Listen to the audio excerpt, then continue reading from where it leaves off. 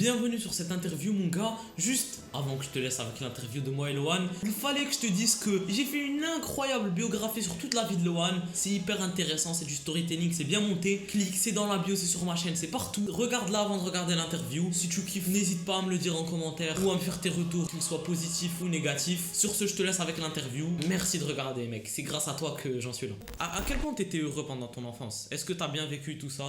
Très heureux, très heureux. J'étais un petit garçon qui courait partout, très enjoué tout le temps. Tout le temps. J'ai passé une très bonne enfance à la campagne, très heureuse. C'était sympa. Très sympa mon enfance. C'est nice, donc t'as commencé les vidéos en 6ème. En sixième, ouais. En sixième, à 10 ans. Et d'ailleurs, t'avais commencé direct avec une vidéo par semaine. Non, pas du tout. Non, à l'époque, non, j'ai commencé YouTube. À 10 ans, je faisais des tutos Diabolo. Mais juste, ça, j'ai jamais arrêté YouTube, c'est tout. Ah, ok. Mais c'était pas genre une vidéo par semaine du tout, du tout. D'abord, j'ai fait des tutos Diabolo, ensuite j'ai fait des chroniques de jeux vidéo, ensuite j'ai rejoint Trash, et ensuite j'ai fait le 1LV, dans l'ordre. Et qu'est-ce qui t'a donné l'idée de commencer les vidéos à la base? Je sais pas, je crois que je voulais être connu. Je voulais être connu, c'est tout. Aïe, aïe, aïe, c'est marrant. Et du coup, d'ailleurs, au début, du coup, ça partait juste comme ça. Tu t'es dit, on va commencer. Comment t'as switch entre les concepts? T'es passé de podcast, le jeu auquel tu testais Diabolo. Qu'est-ce qui t'a fait switch entre les différents trucs? Putain,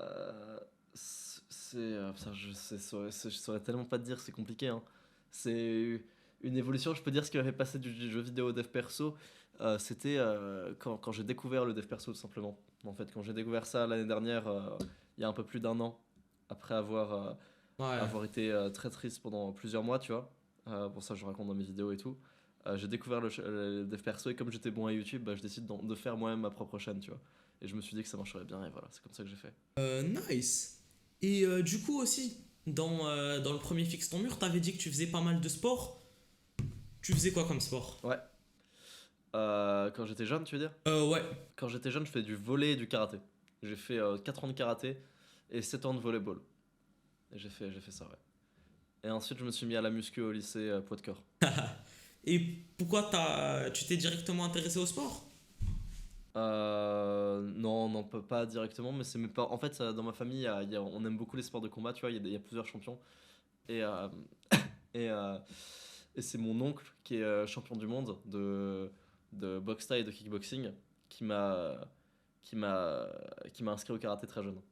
Nice. Parce que mon autre oncle, lui, était champion de karaté, lui. Donc les sports de combat, ça a toujours fait partie de ma famille, et voilà. Et est-ce que toi t'as kiffé tout ça? Est-ce que genre ça t'a touché ou tu te disais juste bon vu que la famille fait ça? Non, j'étais pas trop à fond dans les sports de combat avant la fac, avant la faculté. Moi, j'étais plutôt sport volley, j'ai vraiment kiffé, j'ai vraiment mis mon âme dans le volley.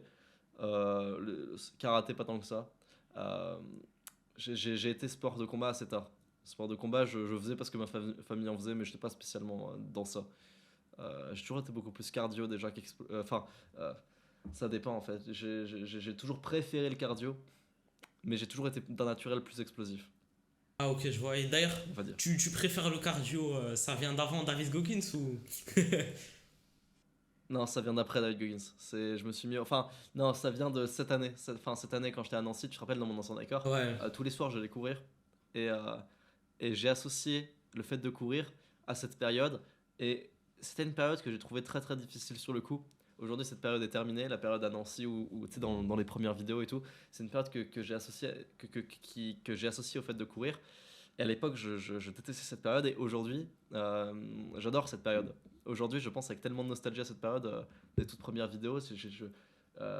Alors que j'étais en souffrance, hein, j'étais vraiment en grosse souffrance, tu vois. Je repense à ça, et je repense avec tellement de nostalgie, tellement de. Pour moi, c'était la bonne époque, tu vois. Pour moi, je me dis ça, je me dis ah, c'est la bonne époque, machin.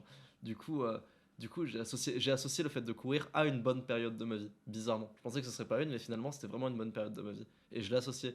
Du coup, maintenant, j'aime bien courir. Et là, rien que je te parle, là, tu vois, je viens de courir là 5 km dans la neige, là, juste avant de venir. Nice. Moi aussi j'ai couru ce matin. Aïe aïe aïe. C'est bien joué, bonhomme. Merci. Franchement non c'est génial la course. Je te rejoins là-dessus. Ouais. Du coup à partir de là du coup on avance un peu. Tu rentres dans ton adolescence. Comment ça s'est passé l'adolescence? Même question. Est-ce que tu te trouvais heureux? Non, adolescence, non. Adolescence, à 14 ans, j'ai perdu ma grand-mère, tu vois. Ma grand-mère, je l'aimais vraiment beaucoup. On dormait dans la même chambre.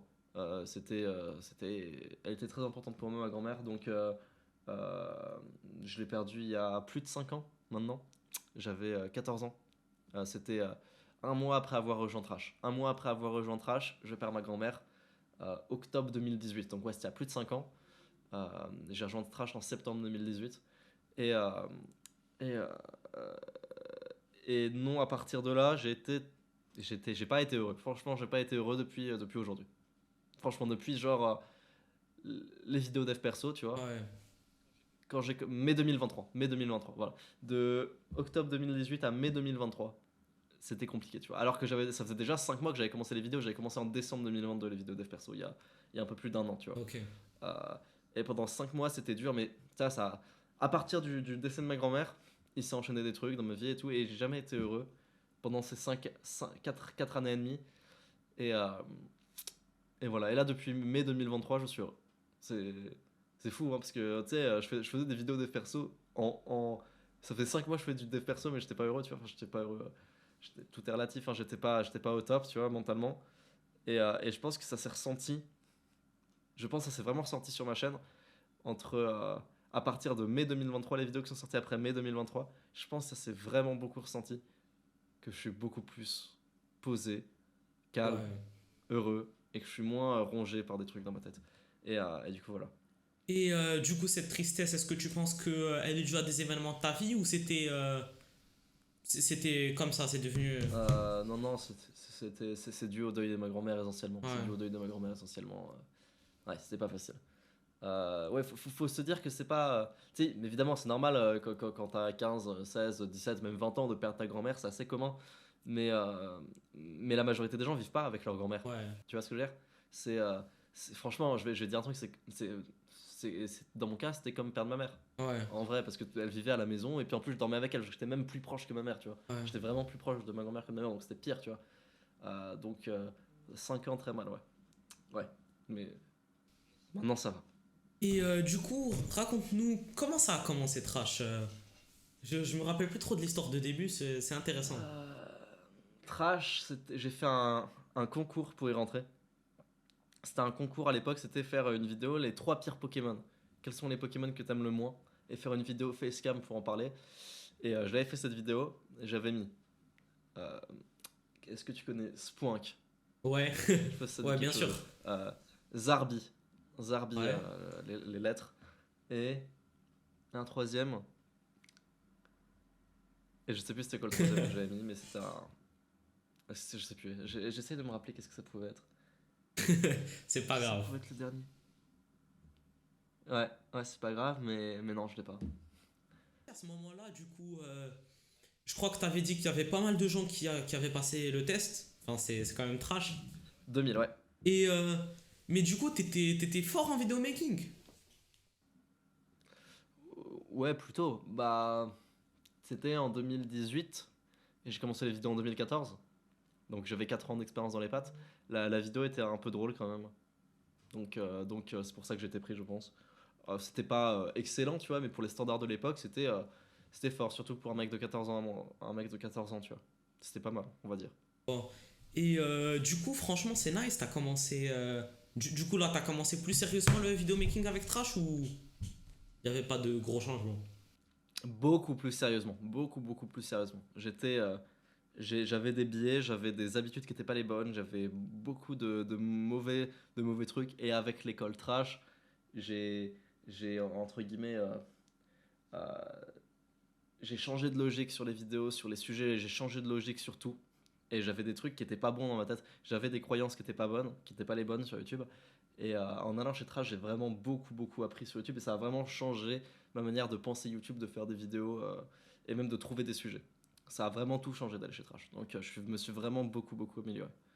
Et évidemment, j'ai énormément pratiqué sur la voix off, énormément pratiqué sur les textes. J'ai fait 2 ans de texte, 2 ans de montage, 3 ans de voix off. Ouais, c'est vrai que ça aide Tout beaucoup. simplement. Trash, c'est ça. Ouais. Ouais, du coup, tu penses que ça a beaucoup joué sur le fait que t'aies pu. Enfin, aller vite quand t'as lancé ta chaîne Loan LV. Enfin, en termes Énormément. de stats. Énormément. Énormément. N'importe qui a 5 ans d'expérience chez Trash peut faire n'importe quelle chaîne à 100 000 abonnés en un an. N'importe qui a 5 ans d'expérience chez Trash le fait. Tous les mecs chez Trash actuellement, d'ailleurs je sais pas pourquoi ils le font pas, mais bref, tous les mecs chez Trash actuellement qui sont forts, je te parle vraiment de Chauve Burlesque, de Théromique, de Maïl, tout ça, tous ces mecs là, Ouais. en plus ils le sont depuis plusieurs années, ils sont tous capables en un an d'avoir 100 000 abonnés sur YouTube. Tous. Tous, peut-être pas tous. On va dire Chauve Burlesque, Miley, Théromique, oui. Bah, Théromique, je crois qu'il est en train de le Je faire. réfléchis Hein. qui d'autre. Bah, Théromique est en train de le faire, effectivement. Sareo, il est fort. Euh, Ouais, voilà. Tous les 4 là sont vraiment forts. Les 4 là peuvent le faire. Franchement. Donc c'est vraiment quelque chose Trash en termes de training. Ah, bien sûr. En termes de niveau et d'expérience que tu vas apprendre, ouais.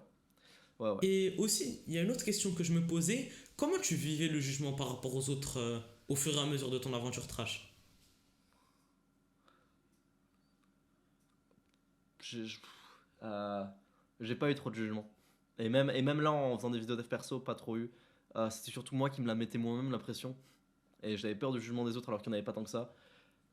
J'ai pas trop eu de jugement, je t'avoue. Ni sur ma chaîne YouTube. On va dire que les plus gros jugements que j'ai eu, c'était au collège, quand je faisais des chroniques de jeux sur le jeu vidéo. Là, j'ai eu des gros jugements et c'était pas facile. Je séchais les cours, tu sais, dans les matières un peu genre où on allait sur les ordi et tout. Je séchais les cours pour pas aller dans ces matières-là, parce que j'avais peur qu'il y ait des gens qui aillent sur ma chaîne pendant le cours, tu vois. Et ça, je le vivais mal. Mais sinon, après, tranquille. À la fac, j'ai séché tous les cours, tu vois. Donc, Aïe, aïe, aïe. je- j'allais qu'aux examens et au TD, tu vois, à la fac. Donc voilà. Et mais genre, du coup, la pression que tu te mettais, est-ce que ça te gênait ou même pas? Enfin, c'était une part importante de. Euh, Bah ouais, ouais, ça me gênait, bien sûr. Ouais, ouais, bien sûr. Ok. C'était pas agréable, hein. Et du coup, dans ton style de vie, est-ce que tu dirais que t'étais une merguez à cette époque-là, enfin à l'époque de ton adolescence et tout genre, est-ce que On est tous des merguez.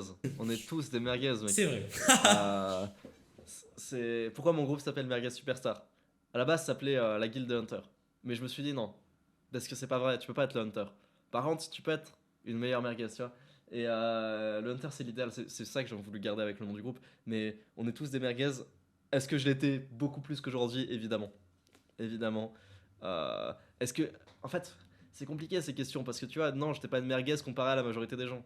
En vrai. Quand j'étais au collège, au lycée, ouais, je me divertissais beaucoup, ouais, je mangeais pas mal de merde et tout, mais j'avais déjà, entre guillemets, un taf. Peut-être à 15 ans, je faisais peut-être 700, 800, parfois 1000 balles par mois. Ah, bon, c'est brut, hein, mais à 15 ans, tu vois, Ouais. sur internet.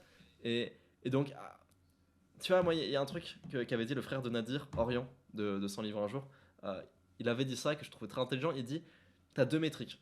La métrique où tu te compares aux gens de ton âge, et forcément, t'es en avance, tu vois. Genre, forcément, si tu te compares aux gens de ton âge, oui, t'es en avance. Ouais. C'est. Enfin, je sais pas, les gens qui vont écouter cette vidéo, si vous vous retrouvez sur un podcast avec Loan LV, euh, forcément, vous êtes en avance sur les gens de votre âge. Mais c'est pas important, ça. Parce que c'est pas compliqué, en fait. La vraie métrique, c'est euh, se comparer à son soi potentiel maximum. Quel est ton potentiel maximal? Parce que évidemment, actuellement à 19 ans là, évidemment que je suis plus loin que tous les gens de mon âge, tu vois. Ouais. Je suis plus fort, tu vois. Mais comparé à mon potentiel maximal, je suis encore très loin. Je suis encore très très loin. Au même âge, hein, je suis encore très très loin. Donc c'est plutôt tu vois, les gens qui disent faut pas se comparer aux autres, faut se comparer à soi-même. Souvent, c'est parce qu'ils sont en dessous des autres. Mais moi, je te dis ça parce qu'on est au-dessus. Tu vois, tu vois ce que je veux dire? Aïe, aïe, aïe. C'est vu qu'on est au-dessus, ça sert à rien de se comparer aux autres. Tu vas juste te dire, tu vas juste te reposer sur tes lauriers. Donc non, ça sert à rien de se comparer aux autres, faut se comparer à soi-même. Voilà. En vrai, je suis assez d'accord avec toi.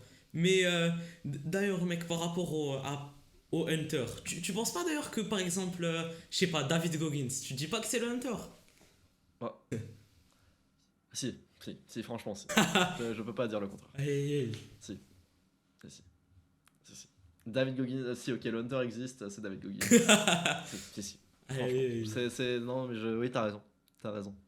Non, mais franchement, ce mec est un malade. Hein. Aïe, aïe, aïe. Et du coup, Lohan aussi, je voulais te demander comment tu vivais à cette époque, enfin, du coup, on est toujours dans l'adolescence, là, on avance un peu, tes premiers amours. Du coup, parce que je crois que t'en as eu au cours du collège-lycée. J'ai eu. Je sais pas, laisse-moi raconter ça si tu veux. Allez, je te raconte. J'ai eu, entre guillemets, en première des petits. C'était pas de l'amour, mais c'était des petites relations avec une ou deux meufs, ou trois. Et c'était pas génial. Euh, voilà. En terminale, je rencontre ma première vraie meuf. Euh, euh, je... Donc on va dire, vraie relation sérieuse, tu vois. Genre, avant, c'était pas sérieux, c'était même pas ouf ce que je faisais, bref. Et, euh, et en terminale, je rencontre ma première vraie relation sérieuse. Et je fais un an avec elle à la fac. Euh, Ça se passe pas si bien que ça, mais c'est pas si mal que ça, on va dire. Dans le sens où on se ressemble pas beaucoup. On s'est un peu mis en couple parce qu'on était, entre guillemets, les seuls. euh, c'est un peu la vérité, mais on était un peu les seuls choix l'un de l'autre. C'est-à-dire, on se ressemblait vraiment très peu. Donc on s'est mis en couple parce que on faisait partie du même groupe de potes. Je pense qu'il y avait un peu d'attirance physique, donc on s'est mis en couple à ce moment-là. Mais le choix n'était pas optimal. Pas pour moi en tout cas, non. Pour elle, pour elle, pour elle a priori, non plus. Je pense pas qu'un mec comme moi, même le moi actuel, tu vois, même le Lohan qui gagne beaucoup d'argent, tout ça, je pense même pas que pour elle c'est ce qu'il lui faut. Donc le choix était pas optimal ni l'un ni l'autre. Et, arrivé à ma deuxième année de fac, donc moi c'était une meuf de mon âge, mais moi j'ai un an d'avance, j'ai sauté une classe, donc c'était une 2004 comme moi. Et donc moi j'arrive en deuxième année de fac, elle arrive en première année de fac, et tu sais ce que c'est quand les deux arrivent à la fac, c'est le bordel, c'est pas les mêmes villes, c'est des soucis. euh, euh, on s'est quitté pas à cause de ça, ça a été on va dire la goutte d'eau, tu vois, le fait qu'on se retrouve pas dans la même ville. Euh, euh, mais euh, sans doute qu'on se serait quitté plus tard s'il n'y avait pas eu ça, on va dire. Ok, c'est Voilà. c'est intéressant. Et du coup, est-ce que dans ta Et, tête... et après, et après, Ouais. ouais. Non, non, vas-y. Et après, je me suis dit que je fréquenterais plus de meufs. Je me suis dit que je fréquenterais plus de meufs. Et à ce moment-là, j'ai démarré l'ONLV. Donc l'ONLV, j'ai démarré sans fac, sans meuf. C'était au moment-là. Aïe, Non, c'est pas au moment-là. C'était un peu plus tard que j'ai démarré l'ONLV. C'est bon. On va dire que tu sais, c'est l'énergie. Tu vois, je me retrouve tout seul, sans fac, sans pote, sans meuf, sans rien. Euh, et 2 mois plus tard, on va dire que c'est 2 mois plus tard, après tout ça, je lance l'ONLV. Et, euh, et, euh, et ça a bien marché. Voilà. Et ensuite, donc je me suis dit pendant toute cette année que je me concentrais pas sur les meufs parce que je m'étais fait une croyance dans ma tête qui m'était dit que avoir une copine, forcément tu travailles pas. Parce que moi j'étais obsédé par ma copine, tu vois. J'étais obsédé par ma copine, je ouais. pensais tout le temps à elle, je lui envoyais tout le temps des textos. Quand j'étais avec elle, je faisais des câlins dans le lit jusqu'à midi et tout. Forcément, quand t'es en couple, tu travailles pas. Je m'étais fait cette croyance dans ma tête. Sauf que non, en fait maintenant je suis en couple et c'est pas vrai. C'est pas vrai du tout.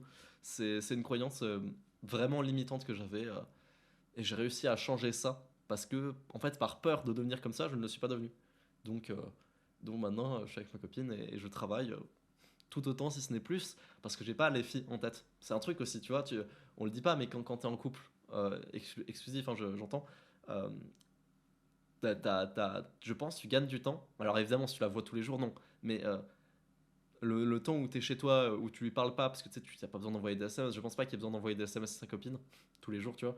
Et ce temps-là où tu es chez toi, c'est pas du temps où tu penses à des filles, c'est pas du temps où tu es en train de parler par SMS à des filles, non, tu t'en fous en fait. Du coup, je pense que tu gagnes du temps pour de vrai être en couple avec une fille bien, hein, bien sûr. Hein. Si t'es en couple avec une fille où t'es pas serein, elle sort tous les soirs et t'es à moitié sur ton téléphone comme ça et t'es machin. Alors après, j'ai dit fille bien, tu vois, c'est mes critères à moi, tu vois. Ouais. Mais si toi t'es un mec comme moi et que tu sors avec une meuf qui sort tout le temps et tout, t'es pas serein, t'es pas à l'aise, t'es à moitié sur ton téléphone et tout, évidemment t'es mort. Mais sinon, si tu sors avec la meuf que j'ai, en fait, c'est vraiment moi en meuf, tu vois. C'est vraiment moi en meuf, ma meuf. C'est-à-dire, euh, elle sort pas, tu vois, genre comme moi. L'autisme de ouf, tu vois. Et voilà. En vrai, franchement, c'est intéressant. Et du coup, je suppose que même avant que tu te mettes en couple, tu pensais... Enfin, du coup, durant ton début lycée, tu pensais beaucoup à l'amour aux meufs. Ouais. Ouais. On va dire fin seconde, à partir de fin seconde, ouais, ça a commencé à m'intéresser. Fin seconde, ouais. Bah, en vrai, je pense que c'est le cas pour Et ouais, pour la majorité des mecs au lycée, hein. ouais, je suis d'accord. Je suis d'accord. Et ça, mais c'était un truc de fou, ça m'obsédait, c'était pas bien. C'est nul, en plus, c'est tellement facile, les meufs, mais c'est. Je me comprends pas. Je comprends pas les mecs au lycée. Bref, C'est-à-dire, c'est une autre matrice. Hein. Je suis sorti de ça, donc. En fait, je repense à moi du lycée, et vraiment, mais il y avait que les meufs en tête. Et genre, pareil, c'était les meufs, et on parlait de meufs avec les potes. Et c'était en mode, ouais, putain, on parlait de sexe, de trucs comme ça, alors qu'on était tous puceaux. Et j'étais en mode. Et en fait, aujourd'hui, je vois ça, et je me dis, bah, c'est normal, c'est des ados. Sauf que je comprends pas comment j'ai pas pu comprendre à l'époque à quel point c'était facile les meufs, tu vois. Genre, parce que enfin, franchement, c'est pas compliqué, tu vois, de sortir avec une fille. Mais à l'époque, c'était le Graal, sortir avec une fille, tu vois, au lycée. D'ailleurs, c'est pour ça que je me suis mis avec une fille qui me correspondait pas, et sans doute la même chose pour elle, tu vois. C'est, c'est parce que, forcément, si tu cherches activement, forcément, tu baisses tes standards, ouais, je pense. je vois ce que tu veux dire. Bref, je sais pas. Et du coup, avec le temps, t'as fini le lycée, t'es parti aux études. Du coup, je suppose que vu que t'avais trash à côté, ça t'intéressait pas énormément les études. T'étais bon élève ou... Très peu, ouais. Très peu. J'étais bon élève. Ah. J'étais. En fait, ouais, j'étais bon élève, ça. Quelle est la recette On miracle? va dire que si par bon élève, t'entends avoir 18 sur 20 tout le temps, non. Par contre, si t'entends avoir 15 sur 20 à chaque fois en séchant tous les cours, ouais, j'étais très bon élève. Allez, 15 sur 20, c'était ce que. Je pouvais avoir 15 sur 20 dans toutes les matières en révisant la dernière minute. Alors que dans ma licence, on va dire qu'il y a 30 à 50% de redoublants chaque année. Alors que c'est des mecs qui vont en cours, tu vois. ah ouais. Donc, je suis pas un bon élève dans le sens où j'avais pas 18. Par contre, j'avais entre 12 et 15 faciles partout sans réviser, Donc on va dire. ça c'est quand t'es Donc, passé... j'ai le cerveau des maths. J'ai vraiment le cerveau des maths, on va dire. Donc ça c'est quand t'es passé à Paris ou bien c'est quand t'étais... Enfin du coup... Tu me parles pas Tout le du temps. lycée? Tout le Ah temps, ok. tout le temps, à la fac. À la fac, tout le Du temps. coup tu penses que c'est génétique? C'est pas que génétique, en tout cas, génétiquement, j'étais plus. Ça veut pas dire que tu peux pas le travailler, hein, Ouais. mais ouais, j'étais avantagé génétiquement. On va dire que c'est comme un mec qui a un point fort pec. Si t'as pas de point fort pec, tu peux pas avoir des aussi gros pecs que lui, mais pour lui, ce sera plus facile. Voilà. On va dire que naturellement, j'étais meilleur en maths. Ok, en vrai c'est intéressant. Et du coup, comment ça se passait quand tu venais d'arriver aux études? Est-ce que t'étais directement triste? Euh, Bah, j'ai toujours été triste. Jusqu'en. Depuis 2018, j'étais triste, donc oui, un peu, Mais forcément. t'étais pas plus triste avant de commencer l'ONLV que quand t'as commencé les études à Paris? Ah si, c'est la même période. C'était la même période. Je commence l'ONLV, j'ai quitté Paris il y a 2 mois. Ah, Faut se dire ça. mais quand tu... Je quitte Paris 2 mois après avoir lancé l'ONLV. Ok. euh, mais c'est quand que tu commences, entre guillemets, enfin, les études? C'est quand par rapport à quand tu lances l'ONLV? Quand j'ai démarré les études, c'était un an plus tôt. Ah, ok. J'ai démarré les études en septembre 2021 et, j'ai lancé l'ONLV en octobre, novembre, décembre, on va dire 2022. Pourquoi c'est flou? Parce que j'ai un peu repris les vidéos en octobre, au moment où je quitte Paris, où je me fais quitter, où tout arrive en même temps, tu vois. Hmm. Et en novembre, je continue un peu les vidéos, mais c'est un peu de la merde. Et en décembre, je lance le truc Hunter Merguez. On va Ok. dire ça. Donc, moi, je considère que j'ai vraiment lancé l'ONLV sérieusement, tu vois, en décembre. En vrai, c'est intéressant. Mais j'ai repris les vidéos sur la chaîne en octobre. Ouais. Et d'ailleurs, par rapport à... Enfin, on va continuer là-dessus. Du coup, tu commences l'ONLV. Moi, franchement, l'ON, ça m'intéresse. Du coup, tu commences à cette période l'ONLV. Moi, je me dis, qu'est-ce qu'il faisait pendant ces journées de monk mode? Tu vois, c'était quoi ta journée type quand t'as Ah, mon lancé pote, waouh. l'ONLV? La journée type. Alors, la journée type était parfaite. C'était une journée parfaite de dev perso, ce n'est pas une blague. Tu vois, le seul défaut c'était le sommeil. Je me réveillais à midi parce que je me couchais à 4h du mat. Voilà, c'était ça le seul souci. Mais le matin, je me réveillais, je faisais une vidéo. Quand j'avais fini la vidéo, j'allais faire les courses. Je prenais les trucs sains, je le mangeais, je cuisinais, je le mangeais. Euh, J'allais à la salle de sport. Euh, Le soir, je me refaisais un gros repas en mode prise de masse. Et le soir, juste avant d'aller dormir, j'allais courir. Et entre temps, il y a les cours obligatoires, tu vois. J'allais en cours quand c'était obligatoire. Donc, attends. Voilà, ça va dépendre des jours. En plus, j'étais dans une fac où t'as même pas un emploi du temps à la semaine, t'as un emploi du temps. Enfin, t'as pas un emploi du temps au semestre, t'as un emploi du temps à la semaine. C'est-à-dire, toutes les semaines, ton emploi du temps il change. C'est-à-dire, un coup, c'est pas genre, ouais, je travaille pas le vendredi. C'est, bah, cette semaine, tu travailles pas le vendredi. Et puis, tu sais même pas ce que tu vas avoir la semaine prochaine. Tu vois, à chaque fois, c'est un peu c'est un nouvel emploi du temps chaque semaine, ce que j'avais. Et du coup, c'était compliqué de faire un planning strict dans mon cas, tu vois. Ok, franchement, et du coup, tu te l'as donné. Mon commande à fond. Je me la donnais. Franchement, de décembre à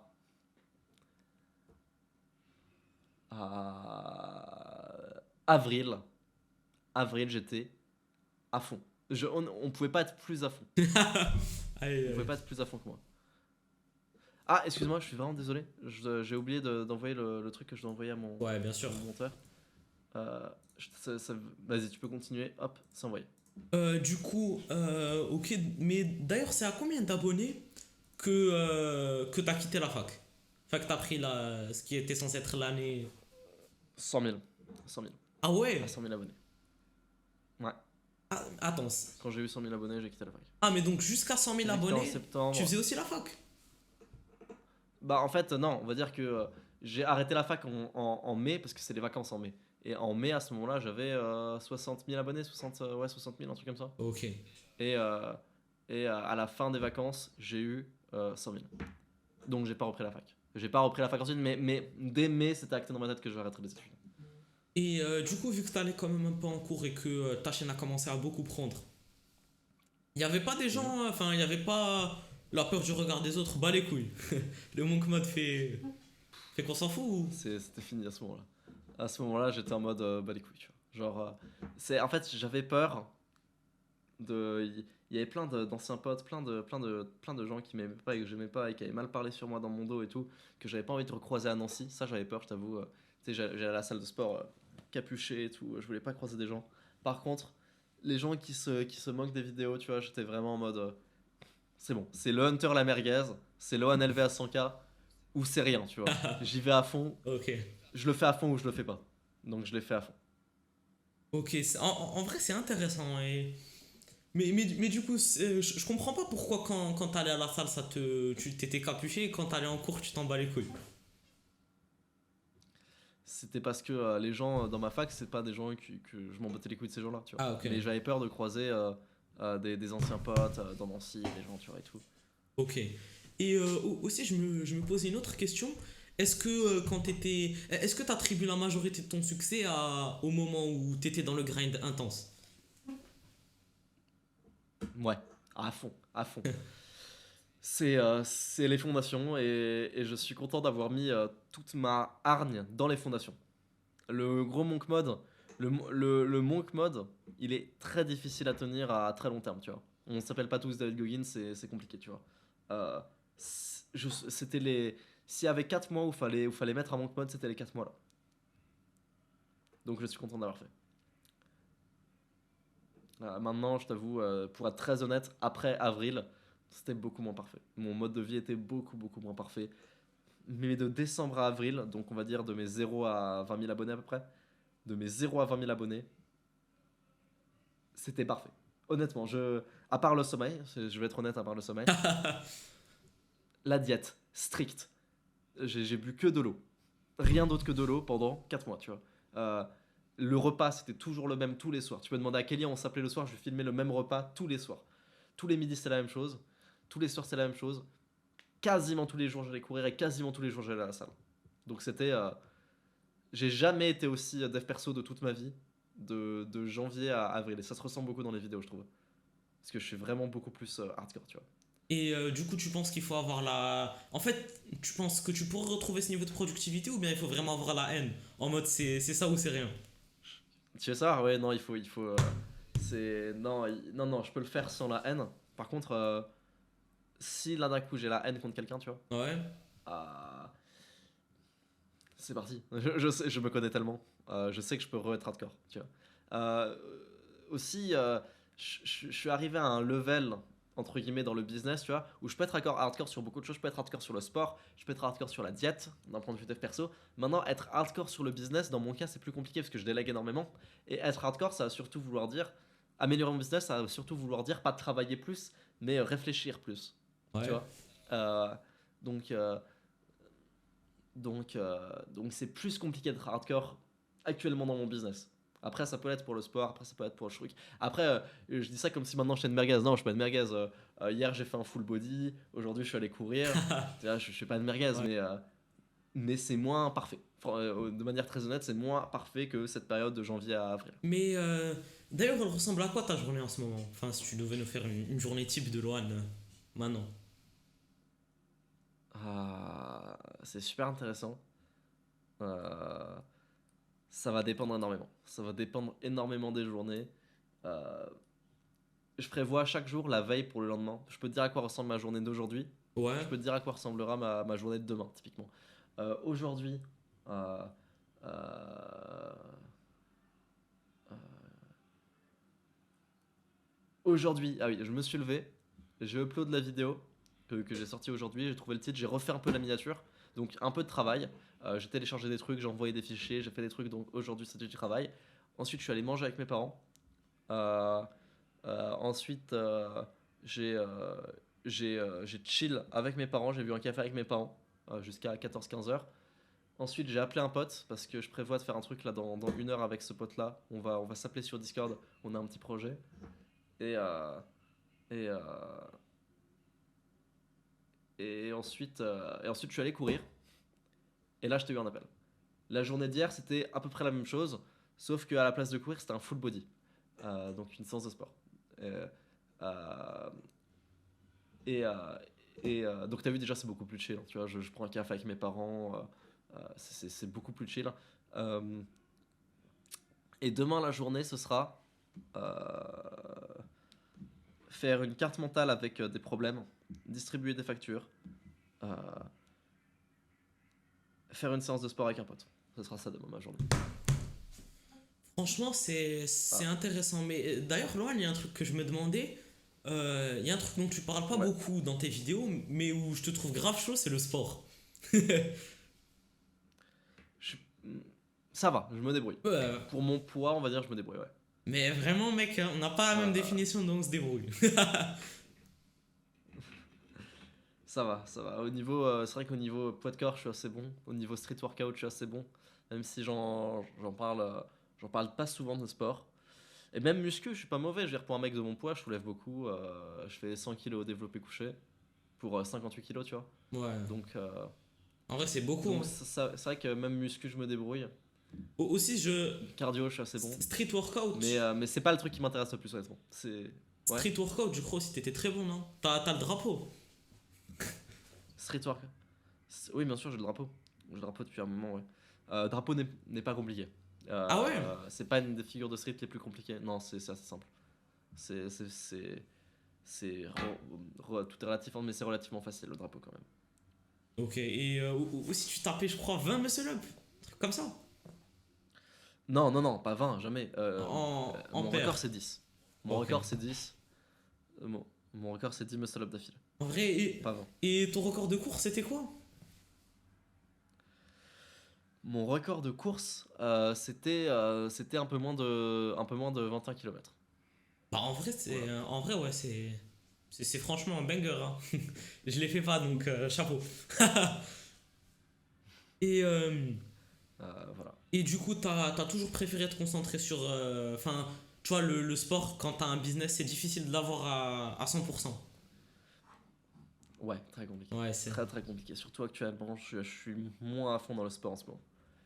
C'est-à-dire que tu vois, là par exemple, je t'ai dit, j'ai fait un full body hier et j'ai couru aujourd'hui. Euh, le Lohan d'il y a 6 mois, il t'aurait dit les deux. J'aurais fait les deux dans la même journée. Euh, le Lohan du Monk Mode, il fait. Non, je te jure, le Lohan du Monk Mode, il fait une séance de sport, il mange énormément pour la prise de masse et juste après, il fait du cardio. Mais genre des gros trucs de cardio, au moins 5 km tous les jours, tu vois. Et, euh, et aujourd'hui, non, tu vois. Ça montre que c'est mathématique, hein, je suis devenu moins à fond sur le sport, moins fort en sport aussi. Mais c'est plus compliqué aussi niveau business. Ouais, bah en fait, Sauf si t'es en monk mode hardcore. Voilà. Ouais, bah en fait, je pense le fait d'avoir le truc de je dois réussir, je dois y arriver, ça aide. Ouais, ah ouais, c'est clair. Et du coup, par rapport au sport de combat, Ouais, est-ce que t'en fais toujours? Comment ça a évolué? non, non, j'en fais plus. Parce que je suis plus à Nancy, je suis à 1 heure de Nancy aujourd'hui, c'est trop compliqué d'aller à l'entraînement de sport de combat, du coup j'en fais plus. Voilà, tout simplement, parce que logistiquement c'est beaucoup trop Ok. compliqué. Et du coup, t'as toujours pour projet de Voilà. faire un truc en sport de combat ou ça t'intéresse plus trop? Ça m'intéressera peut-être plus tard, maintenant en ce moment c'est plus dans les projets, j'avoue, c'est plus, c'est sorti, c'est sorti. Ok. Et en vrai, c'est intéressant tout ça. Aussi, loin, je me demandais un truc. Ouais, Est-ce que tu penses que l'un des trucs qui t'a permis de percer en quelque sorte, c'est le fait de polariser les gens, c'est-à-dire de faire un peu à la Andrew Tate, à la Alexis Chance pour. Enfin, les mecs qui font ça euh, le plus. sans doute, ouais. Ouais, Euh, Ça a dû en faire partie. Moi je pense que ce qui a bien marché c'est les Entre Intermarguez, honnêtement, mais ça a sans doute dû en faire partie. ouais. Toi, tu trouves ça important de polariser? Genre, tu penses quoi des gars à la Andrew Tate? Euh, Bah, j'allais te dire, des fois je suis d'accord avec lui, des fois je suis pas d'accord avec lui, mais ça montre que finalement, tu vois, il polarise en fait. Donc oui, c'est très bien, c'est une très bonne stratégie. Euh, il polarise. Alexis Chance, j'ai l'impression que c'est quand même moins bien qu'Andrew Tate. Euh, j'ai l'impression qu'il polarise moins. Tu vois, genre, on a compris que c'était un peu un personnage, Alexis Chance, c'est un peu. Bon, c'est réussi, hein, je vais pas dire que c'est raté, hein, c'est complètement réussi, mais ça aurait pu être mieux fait, je pense, pour Alexis Chance. Après, Alexis Chance, c'est pas non plus. C'est pas son école, Andrew Tate. À la base, il était gentil, tu vois, Alexis Chance. Sauf que quand il était gentil, ses vidéos elles marchaient pas. Donc il a essayé d'être méchant. Et là, ses vidéos ont marché. Donc est-ce que tu peux lui en vouloir, tu vois? Non, non, il a raison, hein. Euh, mais à la base, c'était un gentil, tu vois. C'est un mec qui faisait des vidéos drag, c'était bien. Euh, Sauf que ça marchait pas. Et. Mais je trouve que c'est pas si bien fait que ça, Alexis Chance. Dans le sens où ça se voit que c'est un personnage, tu vois. Ça se voit trop. Mais. Andrew Tate, ça se voit beaucoup moins. Ouais, je vois. Mais putain, quand tu vois ces stats à Alexis Chance, tu te dis. La strat de la polarisation, comme ça, elle marche bien. 200 000 abonnés là, il Ouais, a. ouais, bien sûr. Ah bah, Il fait des vidéos IA. bah, bravo à lui, hein. Franchement, bravo à lui, un chapeau. Bravo à lui. Ouais. Aussi, Laurent, je me demandais un truc. Je sais que tu connais Nadir, du coup, de 100 livres Ouais, en un jour. un jour. Perso, en vrai, je kiffe ses vidéos et du coup, je me demandais, est-ce que tu lis souvent dans tes plannings? Non. En fait, ça va dépendre. En ce moment, en ce moment ça fait un moment que c'est fini, tu vois, mais il y a un mois, j'étais sur le personnel MBA pendant un mois. Ouais. C'est un livre que j'ai déjà lu, hein, mais que je le relisais. Je le re-relisais même, je le lisais pour la troisième fois. Donc c'est un livre business que Nadir aime beaucoup d'ailleurs, le personnel MBA. Sinon, en général, non. Mais parfois, je peux tomber sur un livre et je vais lire. Et encore avant ça, un mois plus tôt, j'étais en train de lire pendant 3 4 jours le livre de Stan Leloup, Votre Empire dans un sac à dos, qui est, je trouve, exceptionnel. Je trouve que je sais pas si les gens n'ont pas beaucoup parlé parce que je pense parce que comme dans la niche Dev Perso, Mike Monnier et tout, c'est un YouTuber qui fait ça, donc on se dit il y a pas beaucoup de valeur. C'est incroyable comme livre. Je pense que tous les gens qui veulent lancer un business en ligne, mais qui savent pas par où commencer, qui sont un peu paumés et tout, comment ça marche le business en ligne, tu vois, genre les mecs qui comprennent rien, euh, c'est ce livre qu'il leur faut. Ça va vraiment changer votre life. Vraiment, vraiment, je le pense. Genre, tu comprends tout en fait. Tu comprends vraiment tout. Alors, bien sûr, pour moi, quand je lisais, je me disais, bah, c'est des trucs que je sais déjà. Mais pour un débutant, pour un newbie ou pour Lohan d'il y a un an, mais ça aurait été exceptionnel. Ça aurait fait, je pense, le même effet que Dotcom Secrets. Dotcom Secrets, c'est un peu dans la même veine, tu vois. Ouais. C'est genre vraiment axé pour les gens qui comprennent rien, tu vois. Ok, franchement, c'est intéressant. Mais d'ailleurs, tu penses quoi, toi, de la lecture? Tu penses que à la Davis Goggins full practice ou bien tu te dis que ça aide aussi? Euh, Ça aide aussi. Ça aide aussi. Voilà. Mais en vrai, je trouve aussi que, bon, c'est un débat, mais il y a beaucoup de gens qui lisent pas forcément les bons livres et qui ont du mal à l'appliquer. C'est dur de lire suffisamment et de réussir à appliquer ça dans sa vie. Lire les bons livres aussi. Ouais, mais parce que les gens lisent pour lire. Ouais, Les gens lisent pour lire. C'est ça le problème. La lecture, c'est bien et c'est pas bien en même temps parce que les gens lisent pour lire. Regarde, je parlais avec un ami du Personal MBA là, il y a pas longtemps. Et il me disait, c'est combien de temps? Je lui dis, bah, c'est à peu près 400 pages. Tu le fais en à peu près 10-12 heures. Euh, voilà. Et il me fait, ah ok, donc ça veut dire qu'en moins d'une semaine, c'est plié. Et je lui ai dit, oui, c'est plié en moins d'une semaine, mais le but, c'est pas que ce soit plié, le personnel MBA. Le but, c'est de le comprendre. ouais. Nadir dit un truc très juste sur le personnel MBA. Donc, le personnel MBA, c'est 100 livres, résumés en un seul livre. Donc, tu vois qu'en fait, 400 pages, c'est pas beaucoup du tout. C'est un livre qui est extrêmement dense. Faut y aller très lentement. Faut se poser. Faut surligner les passages. Faut attendre. Et Nadir dit un truc là-dessus. Il dit si tu lis le personnel MBA en un an, genre, il s'appelle 100 livres un jour, tu vois. Mais si tu lis en un an un seul livre et c'est le personnel MBA, ça aurait été de la lecture rapide. Parce que, euh, parce que c'est juste beaucoup trop dense. Donc le but, c'est pas de le terminer en fait, le personnel MBA. C'est pas ça le but. C'est pas de se dire ok, c'est fini. Le but, c'est d'y aller parce que tu as des raisons d'y aller. Je pense que c'est ça le gros problème des gens avec la lecture. Et en fait, le début de la lecture, il tient là-dessus. C'est qu'en fait, les gens lisent pour lire. Il faut pas lire pour lire. Il faut être face à un problème. Et c'est comme ça que j'ai lu tous mes livres en fait. Il faut être face à un problème dans sa vie et se dire putain, mais comment je peux le régler? Et trouver qu'un livre en fait règle ce souci. Et là, à ce moment-là, quand tu lis le livre, là c'est utile. Parce qu'en fait, t'es face au problème d'abord et t'as trouvé le livre ensuite. C'est. Et du coup, tu lis pas pour lire, tu lis pour trouver la solution à ton problème. Ça a été mon cas quand j'ai lu The Way of the Superior Man, ça a été mon cas quand j'ai lu Percel MBA, ça a été mon cas quand j'ai lu Dotcom Secrets. C'est comme ça. D'abord, je me pose une question. Je vais voir parmi tous les trucs qui existent, qu'est-ce qui peut répondre à ma question. Parmi les humains, parmi les vidéos YouTube, parmi tout. Et si la solution c'est un livre, eh ben je vais lire ce livre. Et là, à ce moment-là, un livre peut changer ta vie. Et je comprends les gens qui disent ouais, ce livre a changé ma vie. Je le comprends. Mais je comprends aussi les gens qui disent ouais, lire ça sert à rien. Parce que lire pour lire, c'est vrai que ça sert à rien. Et il y a des gens, ils mettent lecture dans leur planning, tu vois. Euh, je pense pas que c'est comme ça que tu devrais faire. Tu vois. Ouais. À part si c'est par de la curiosité, tu vois, bien sûr. Ça peut créer des schémas de pensée, c'est toujours bien. Et c'est toujours un loisir qui est un peu intellectuel, un peu productif, donc c'est toujours bien. Mais, euh, mais ça reste un loisir de gens qui ont déjà réussi, tu vois. Nadir, par exemple, il le dit lui-même. Son... Pourquoi il a appelé sa chaîne sans livre un jour? Parce qu'il adore les livres. Si Nadir, il peut vivre juste sans travailler et lire toute la journée, c'est ça, sa vie parfaite à Nadir. Tu vois. Ouais. Mais d'abord, il peut lire toute la journée, donc d'abord, il a réussi. Ok. Donc voilà ce que je dirais. Mais en vrai, tu penses pas qu'en faisant des vidéos, du coup, là, le game du dev perso il est en train un peu de changer? Et du coup, il y Absolument. aura de. Il a beaucoup changé cette année. Ouais. Ouais, Du coup, je pense qu'il y aura de énormément. plus en plus de nouveaux sujets. Et tu penses pas qu'avec ça, là, tu vas avoir besoin de pas mal de lectures? Non.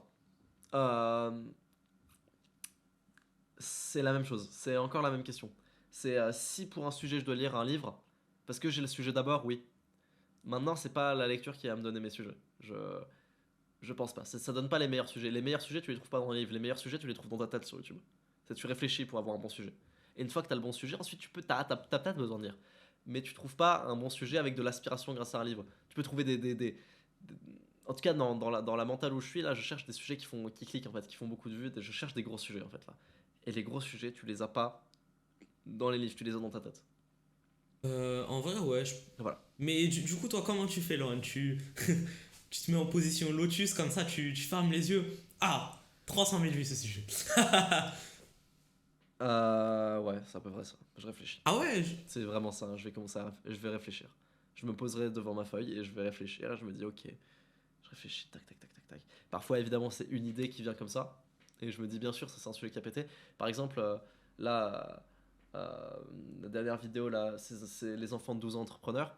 Euh, Ça, je l'ai eu l'idée sous la douche. Je savais que c'est une vidéo qui allait faire 100 000 vues, tu vois. Et la vidéo, elle est partie pour faire 100 000 vues en moins d'un mois, tu vois. Je le savais. C'est... Et maintenant, je me dis un truc, c'est à partir de maintenant, je ne fais que des vidéos qui font 100 000 vues en un mois. Et du coup, voilà, je ne fais que des gros sujets à partir de maintenant. ok. Voilà. Et du coup, pour les. Du coup, juste tu te poses comme ça et avec l'expérience, tu as réussi à trouver les plus ou moins bons sujets. Ouais, c'est ça. Ok. C'est ça. Je me pose et je me. Voilà. Franchement, en vrai, c'est très intéressant. Mais d'ailleurs, Loan, par rapport à la suite et tout, Ouais, enfin, déjà, ouais. comment tu trouves ton niveau de bonheur par rapport à. Enfin, en ayant percé. Pareil, pareil. Ah ouais? C'est pas le fait d'avoir percé qui me rend heureux. Le fait de gagner de l'argent, ça me rend très heureux. Pour être honnête, tu vois. Je le sais. C'est un plaisir que j'ai, un énorme plaisir, une énorme tranquillité d'esprit de gagner de l'argent. Ça me rend beaucoup plus heureux. Le fait d'avoir percé, pas tant que ça. Voilà, c'est ça. Mais c'est bien l'argent, mais je gagnerais moins, je serais pas connu. Si j'avais à peu près la même vie, tu sais, en fait, ma vie, elle est pas onéreuse. Ma vie est très très peu onéreuse, tu vois. Je vis chez mes parents, Ouais. je pourrais vivre avec 2000 balles par mois, on va dire. Euh, j'ai exactement le même lifestyle et je gagne 2000 balles par mois, ce qui est énormément moins que ce que je gagne actuellement. Euh, je serais, euh, je serais tout aussi heureux, franchement. Euh, Un peu moins serein peut-être, mais tout aussi heureux. ok. Et du coup, en gros, l'argent pour toi, c'est plutôt la sécurité. C'est la tranquillité d'esprit. Ouais. En vrai, je vois ce que tu veux dire. Je te rejoins là-dessus. Mm. Et, et du coup, tu penses que tu feras jamais de pétage de pétage de câble. Hop, j'ai envie de m'acheter une Bugatti. Impossible. Peut-être, peut-être, peut-être, c'est possible. Mais pour l'instant, j'ai pas l'argent pour une Bugatti. Euh, mais peut-être, c'est pas impossible. Euh, je peux faire des folies avec les cartes Pokémon, je peux faire des folies avec ce genre de truc. Après, c'est de l'investissement, tu vois. Une folie dans un passif, je sais pas. Ouais, Je sais pas. Ça dépend en fait du niveau de la folie, tu vois, chacun sa norme. ouais, bien sûr. À mon niveau, je pense qu'une folie dans un passif, ce serait claquer, claquer 500 balles dans un bœuf de Kobe de ouf au Japon, tu vois. Et même ça, je l'ai pas fait en fait. Même ça, je l'ai pas fait. La plus grosse folie que j'ai fait au Japon dans un resto, c'était 200 balles. Et c'était un resto de ouf. Euh, donc, des folies, oui, dans des actifs. Tu vois, là, par exemple, je peux m'acheter un booster Pokémon à 1000 balles, tu vois. Je pourrais. Maintenant, des folies dans des passifs, je sais pas. Je pense pas. Dans une voiture, ça m'étonnerait de faire une folie pour une voiture. Mais est-ce que c'est rentable comme actif les cartes Pokémon? Ça l'est, bien sûr. C'est très. Ouais. Ouais. En tant que collectionneur, c'est un plaisir. Et en tant qu'investisseur, c'est. Alors, en tant qu'investisseur, ça a un gros problème. Déjà, oui, c'est rentable. Honnêtement, après, tu vois, c'est pas un conseil d'investissement, donc je peux pas dire, ouais, achetez des cartes maintenant, dans 2 ans, elles valent 3 fois plus. Pour moi, c'est logique, tu vois. Pour moi, c'est tellement logique. Pour moi, si je dois miser que sur une seule licence de pop culture qui existera encore dans 100 ans, je prendrais pas les Marvel, je prendrais pas Spider-Man, je prendrais Pokémon. Je prendrais même pas Disney, tu vois. Je prends vraiment Pokémon. Euh, pour plein de raisons. Pour plein de raisons. Déjà que le fait que le meilleur lancement de l'histoire c'était Pokémon Écarlate et Violet, alors que le jeu est merdique, tu vois. Le jeu est merdique, enfin il est pas merdique, il est mid. Ça a fait le meilleur lancement de l'histoire, tu vois. Ça a fait plus de 10 millions de ventes en 3 jours. Exceptionnel. C'est exceptionnel, plus de 10 millions de ventes en 3 jours. Euh, pour l'instant, c'est Game Freak qui a fait les jeux, donc c'est moyen, voire pourri, les jeux Pokémon. Peut-être qu'à un moment donné, mais même c'est même sûr, un jour Nintendo fera les jeux comme Zelda, comme Mario. Un jour, ce sera Nintendo qui fera les jeux Pokémon. Et le jour où Nintendo fait les jeux Pokémon, parce que Nintendo les distribue juste pour l'instant, mais le jour où Nintendo les fait, Ouais. t'imagines la folie? Parce que déjà c'est Pokémon, mais en plus c'est des bons jeux. T'imagines ce que ça va faire?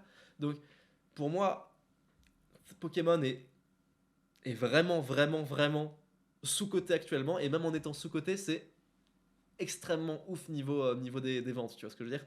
Donc pour moi, s'il y a une seule marque, licence que tu veux qui existe encore dans 100 ans, qui est encore populaire dans 100 ans, c'est Pokémon. À partir de là, les cartes vont tout aussi prendre de la valeur. Le gros souci des cartes Pokémon, c'est que oui, c'est un investissement sûr. Pour moi, avec ce que je t'ai dit, je fais pas des conseils d'investissement, voilà. Pour moi, c'est un investissement sûr, genre t'es sûr de récupérer la valeur. Le souci, c'est que c'est très très peu liquide. Le souci, c'est que c'est extrêmement peu liquide. C'est des cartes qui se vendent. Regarde, je vais te montrer. Tu vois, regarde. Là-bas, je montre avec la caméra, là-bas, t'as mes communes. C'est 1 euro, un peu moins d'1 euro chacune. Mes communes, mes rares, mes zolos. Là-bas, t'as des trucs. Là, je montre à la caméra, tu verras sur le truc. Ouais, bien sûr. Là, il y a à peu près 1500 balles de cartes, tu vois. Mais le problème, c'est que ces 1500 balles. Oups. Heureusement qu'elles sont protégées. Tu vois, c'est 1500 balles. Le souci, c'est que, bon, dans ces 1500 balles, il faut vendre 30 cartes, tu vois. Si je veux récupérer les 1500 balles, il faut que je vende 30 cartes. Donc c'est très très peu liquide. C'est pas pratique en tant qu'investisseur, c'est pas genre un appartement, tu vois. C'est assez peu liquide. Mais en tout cas, ça conserve de la valeur, c'est assez exceptionnel. C'est pas mal, tu vois. La carte Pokémon. D'ailleurs, Tiens, par exemple, celle-là, elle vaut 200-300 balles, hein, celle-là, facile. Voilà. aïe, aïe, aïe. On sent le kiff. Ouais, c'est vrai. Mais d'ailleurs, Lohan, toi, c'est quoi les trucs qui te rendent le plus heureux en ce moment dans ta vie?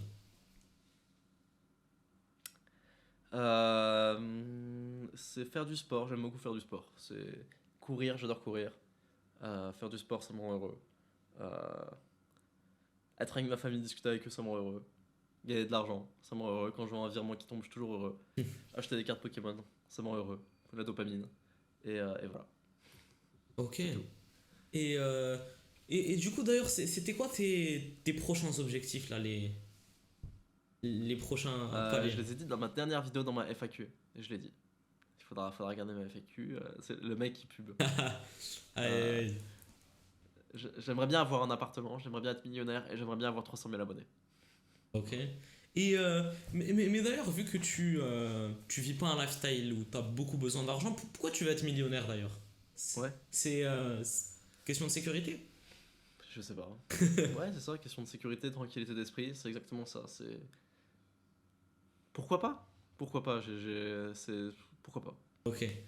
D'ailleurs, Voilà. est-ce que tu penses que tu pourrais un jour te lancer dans d'autres parties de YouTube, genre l'ONLV Gaming? Peut-être. Je vais ouvrir une chaîne Pokémon.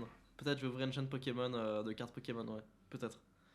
Euh, Euh, Peut-être que. Peut-être, on verra. Ce serait beaucoup trop marrant. Aïe, aïe, aïe. Ouais. Ah, franchement, merci beaucoup, ce fut un plaisir.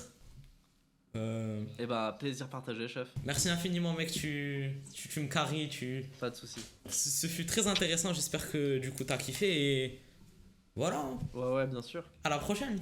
Nickel. Vas-y, ciao. Ciao.